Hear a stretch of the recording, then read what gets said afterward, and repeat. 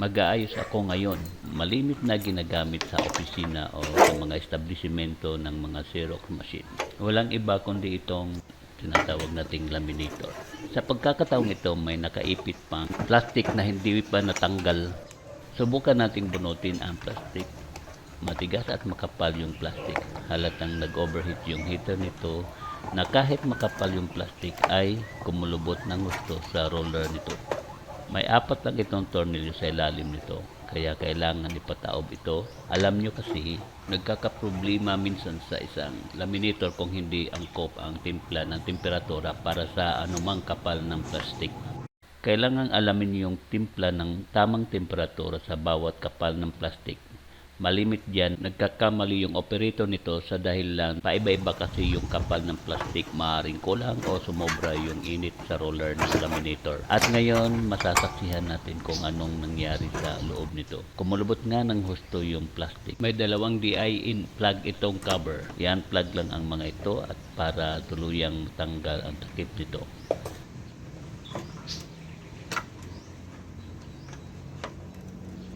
Pagkatapos ay isasantabi muna ito.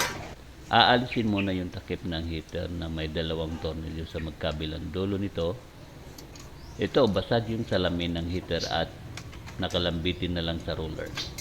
Maraming plastic ang nakadikit nito pero buo yung filament coil ng heater.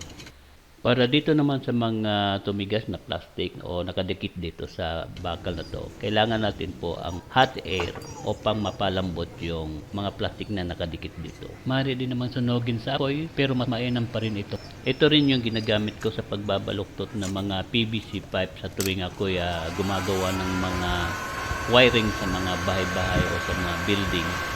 Mainam din itong pangbaluktot ng mga PVC pipe.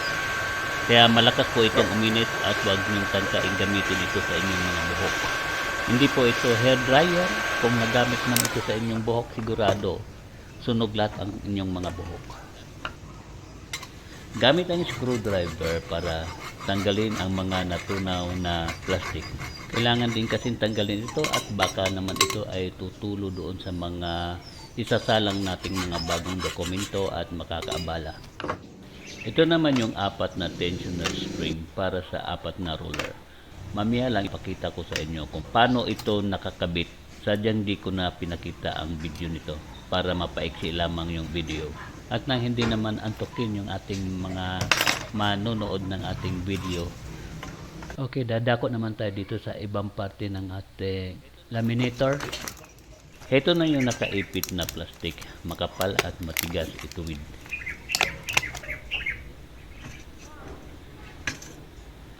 At ngayon, maaari nang matanggal ang 2 roller. Kailangan ding tanggalin ang daanan ng plastic para tuluyang matanggal ang heater sa pating ibaba.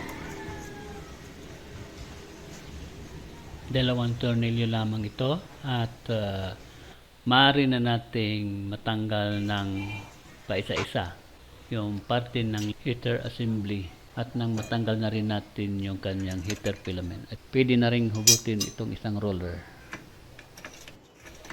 Sa wakas, malaya na tayong makakalas ang itong heater filament nang walang kahirap-hirap. Ito ngayon ang ipapalit natin dito. Pagpapalitin natin itong 2, basag na kasi yung salamin ng isang heater, kaya mas mainam na sa parting ibaba na lamang ilagay nang hindi ito nakalambitin sa roller. Ano? Nababasa ko yung isipan nyo, bakit kamo salamin ang iniligay na gumawa nitong laminator? Simple lang ang sagot diyan. Ang salamin kasi ay may kakayahang mag-conduct ng init katulad ng sa bakal na madaling tumulay ang init o lamig sa paligid nito. Salamin din ang pinili nila kaysa sa bakal kasi nagsisilbing electrical insulation ito para sa filament ng heater nito. Kung wala kasing salamin, sa malamang didikit yung filament sa kaha ng laminator na magiging dahilan ng short circuit o makokuryente yung operator ng laminator. Kaya naman doon sa mga may-ari ng bahay na naglalakihang bintana na may naglalakihang salamin, mas malakas pong kumain ng kuryente ang aircon nyo dahil nagkakandak ito ng init mula sa labas ng inyong bahay. Sa pamamagitan ng salamin, papasok yung init mula sa labas. Ito yung roller na may gear sa magkabilang dulo na magpapaikot ng sabay sa kaparis na roller. Kailangan tanggalin ang mga nakadikit na plastik na bunga ng overhead nang di ito makaabala sa dadaanan ng plastik nang hindi ito masira muli. Ang nakakatakot pa riyan, baka ang dumikit dyan ang mahalagang ID o dokumento. Madali lang naman itong tanggalin gamit ang likuran ng blade ng lagari o cutter. Pagkatapos ay pwede na itong ibalik sa kinalalagyan nito. Dapat yung dalawang roller na may dalawang gear sa magkabilang dulo nito ay ang dapat na unang ilalagay sa parte ng ibaba. Ito na yung basag na heater. Bagamat basag yung salamin ay may kakayahan pa itong gawing insulator laban sa kuryente. Isalansan lang maayos yung mga salamin. Dapat walang nakalaylay ng parte ng filament heater dito sa kaha ng laminator. Sa magkabilang dulo naman nito ay may ceramic insulator na mahinang magkandak ng init at mainam din bilang isang insulator laban sa daloy ng kuryente. Lagyan din ng stopper nang sa ganun ay hindi mahuhugot sa kinalalagyan nito ang filament. Saka lagyan ng tornilyo. Ang ceramic ay hindi ito katulad ng clay na dadapuan ng init at pumapasok doon sa looban ng palayok. Clay kasi yung ginagamit natin sa palayok. Iba ito sa ceramic, mahinang magkandak ng init. Balatan din yung kawad para sa pagdudugtungan ng isang heater na nakaseries nito. Mayroon isang parte ng electronics dito na ginawang sensor para sa temperatura ng roller upang makontrol ang init ng heater. Kaya pala nagkaroon ng overheat dahil natakpan na ng plastic ang sensor na isang silicone o germanium diode. Ito yung electronic device na madaling maapektuhan ng temperatura. Tanggalin lahat ng plastic. Ito yung pasimuno ng pang-overheat ng heater sa roller. Kailangan ganitong kalinis. Dapat kung saan ito nakalagay ay dapat ding naabot nito ang roller na kung saan nasasagap naman itong sensor para ipasa sa conditioning circuit nito at nagsisilbing thermostat. Dapat nakalapat itong diode sa roller. Nagbabago kasi yung conduction ng diode base sa temperatura ng roller na gawa sa guma. Kung nasa tamang posisyon na ito ay maari ng higpitan na yung tornilyo. Iwasang ma-disalign yung sensor na nakalapat doon sa roller. Ito naman yung lagusan ng plastic na nagsisilbing gabay patungo sa likuran na hindi lilihis yung ply ng plastic para pumasok doon sa kabilang roller para iwas tupi. Ikabit na rin itong pang-ibabaw na lagusan sa kalagyan ng screw sa magkabilang dulo nito. Sa tuwing dumadaan ang plastic dito ay naiinitan ito at na lumalambot habang ito ay nagugulungan ng roller mula doon sa front hanggang papuntang likuran. Kaya sa tuwing dumadaan ang plastic dito, mainit na yung roller, mainit pa yung heater, kaya natutuwid yung plastic. Huwag mag-alala, pareho pong bilis ng ikot ng roller kaya walang mababatak na mga dokumento o mapupunit. Pareho po kasing size ang mga gear. Kailangan mahigpit yung pagkakatornilyo. Ito namang buo ang salamin, ang ilalagay sa ibabaw, buong buo rin yung heater filament nito na meron din itong ceramic insulator sa magkabilang dulo nito. Dati-rati kasi yung mga heater ng filament ay walang mga insulator na katulad nito na may salamin na nakalagay. Kaya malimit na kukuryente po yung mga operator noon ng mga laminator. Sa ngayon ay na-improve na, naglagay na po sila ng insulator na salamin para iwas electric shock. Pagdugtungin na ang dalawang heater sa paraang nakasiris ang connection. So dahil lang 110 volts po ang bawat isa nito sa ganyang paraan ay magiging 220 volts at akma naman sa supply ng ating kuryente dito sa Pilipinas. Saka lagyan ng electrical tape yung pinagdugtungan ng dalawang heater. Magiging mahaba po kasi yung laminator kung sakali mang 220 volts yung gagamitin na filament dito. Kasi hahaba kasi yung kailangang nichrome wire Pag ginawa kasing direktang 220 volts, mas mahaba po kasi ang kakailanganin nating nichrome wire upang ma-i-adapt lang natin sa ating kuryente na 220 volts. Ikaso kailangan lang natin ng maiksi na laminator. Kaya 110 lang. Baliktad pala itong mga roller sa pating ibabaw. Babaliktarin lang natin yung kanyang gear.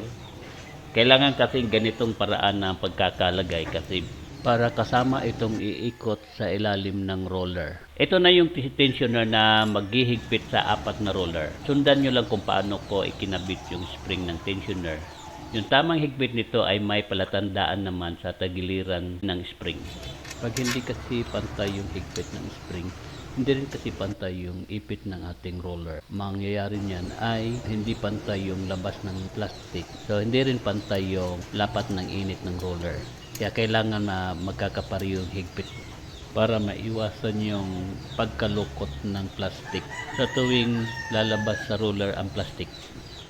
Ito naman yung electric motor na nagpapaikot sa 4 na roller.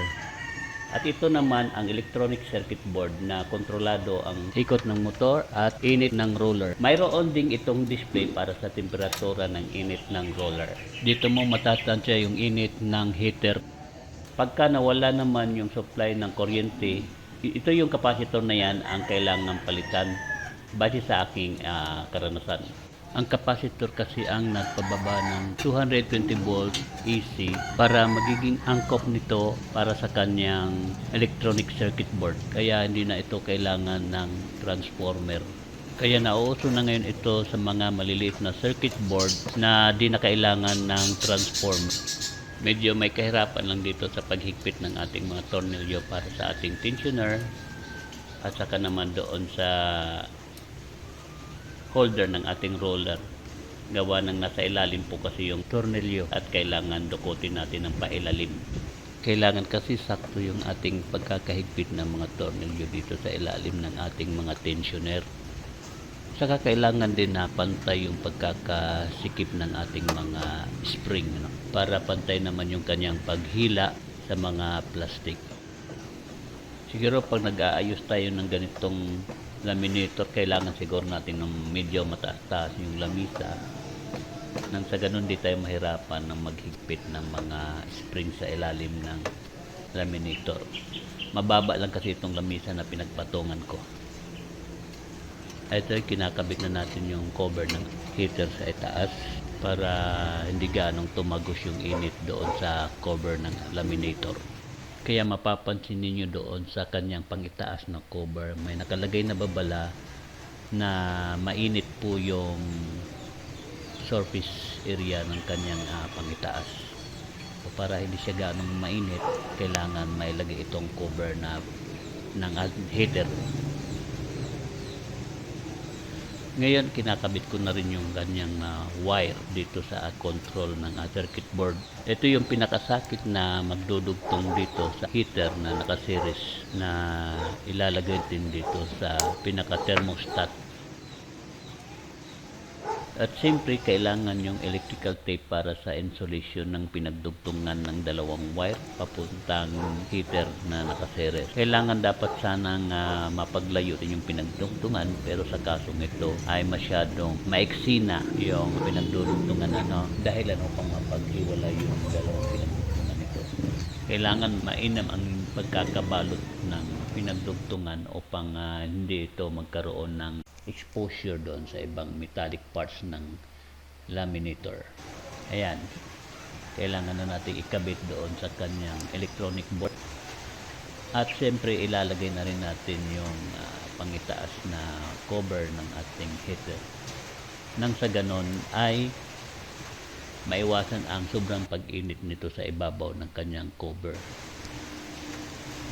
Maalala ang meron itong babala sa itaas na mainit yung kanyang surface sa cover sa itaas. Kailangan baliktarin natin ito para mailagay natin ng tama yung tornilyo ng ating cover.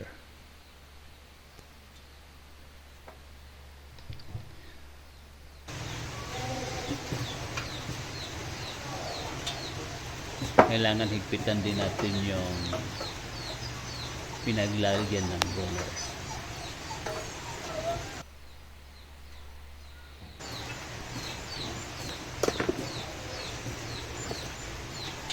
Apat ito na matatandang apat ito na tornilyo ang nakalagay dito sa ibaba.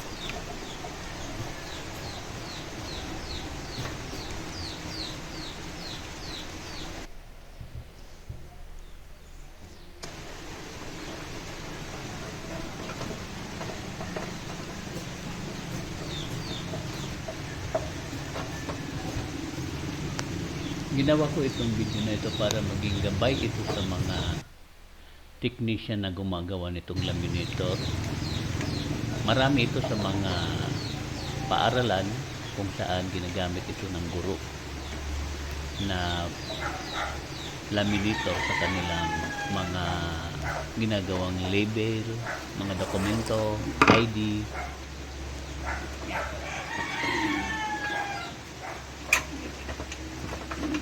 Ngayon, saksak na natin, paandarin at paikutin na yung roller.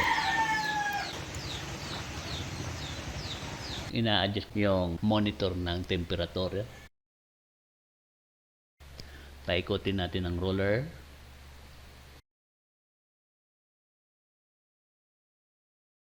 Antayin umusok yung heater. Kailangan kasi makita nating umusok kasi palatandaan iyon na umiinit na po yung heater. At ngayon, hindi na tayo mag-aalala ng tungkol sa pag-overheat ng ating laminator. Natanggal na natin yung nakatakip na plastic doon sa sensor. Kung kaya makokontrol na nito yung tamang init na naaayon doon sa ating settings. Ngayon, kasalukuyan ko nga ina-adjust muli yung init ng temperatura. Antay lang tayo ng ilang segundo. Subukan ko nga hawakan kung mainit na ba itong heater dito sa ibabaw. Aray ko, sobrang init po pala yung cover. Huwag nyo kong gayahin, mainit po talaga.